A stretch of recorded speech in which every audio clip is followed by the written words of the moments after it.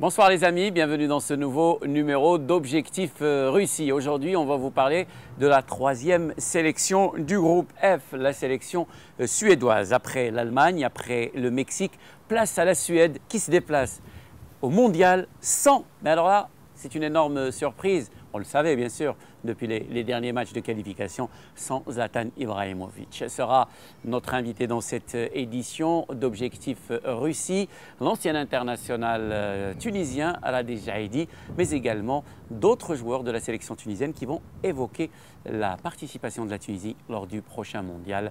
Je veux dire Sliti, mais aussi Haddadi. Et notre premier invité dans cette édition, Aladé Jaïdi, l'ancien défenseur de la sélection tunisienne, aujourd'hui dans le staff technique du club anglais de Southampton. Il évoque bien sûr la participation de la Tunisie au prochain mondial.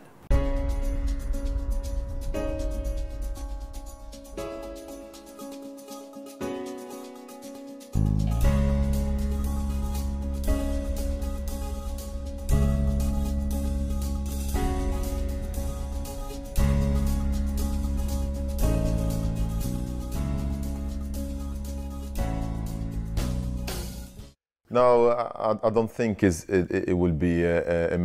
ne pense pas que ce soit un problème pour les joueurs musulmans qui observent le jeûne pendant le ramadan, puisqu'ils sont habitués et puis ils adaptent des fois leur vie de sportif de haut niveau en faisant les séances le soir après la rupture du jeûne.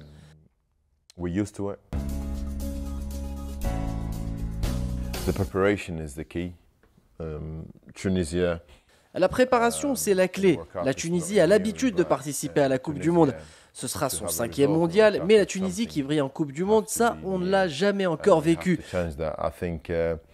Je pense que la préparation se doit d'être parfaite pour que les joueurs soient prêts pour faire face à de meilleurs joueurs. Il y aura certainement des possibilités pendant les matchs. Il faut savoir en tirer profit, marquer et surtout éviter de prendre des buts face à des équipes comme l'Angleterre.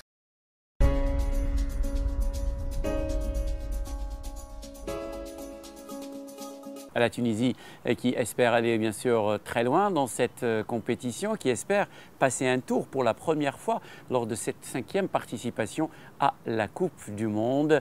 Les internationaux tunisiens Sliti et Haddadi évoquent bien sûr cette hypothèse et cette participation de la sélection tunisienne au mondial.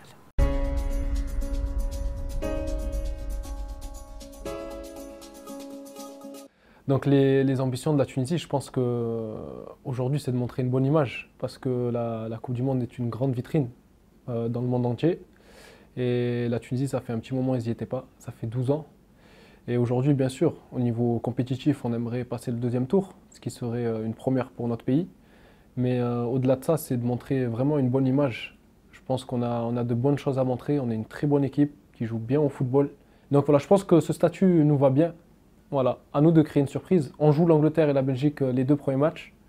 Il suffit de faire un exploit et après d'essayer de faire le maximum contre le Panama, de prendre les 3 points et ça sera possible. Il faut faire un exploit sur les 2 premiers matchs.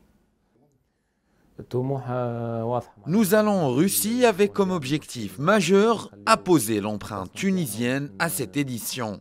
Nous ferons de notre mieux pour rendre honneur à la patrie et au football tunisien. Cela commencera d'abord par une qualification au 2e tour.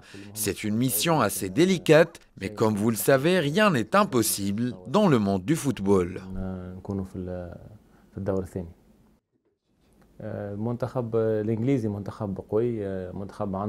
La sélection anglaise est puissante comme vous le savez. La sélection belge, elle aussi, n'est pas à prendre à la légère. C'est une équipe véloce qui dispose d'une très bonne ligne d'attaque avec des éléments comme De Bruyne, Eden Hazard, Mertens ou encore Lukaku.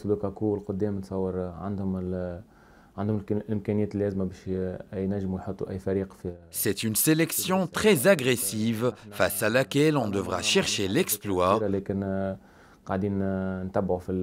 Enfin, face au Panama, il nous faudra également remporter le match pour assurer toutes nos chances d'accéder au 2e tour de la compétition.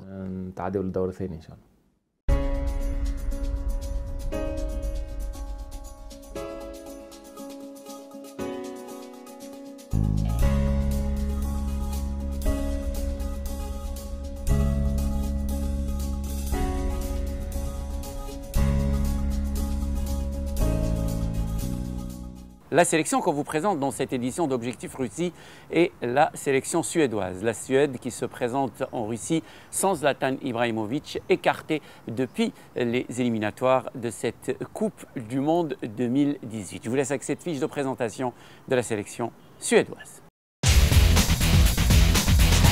La sélection suédoise est en quelque sorte l'invité surprise de ce mondial.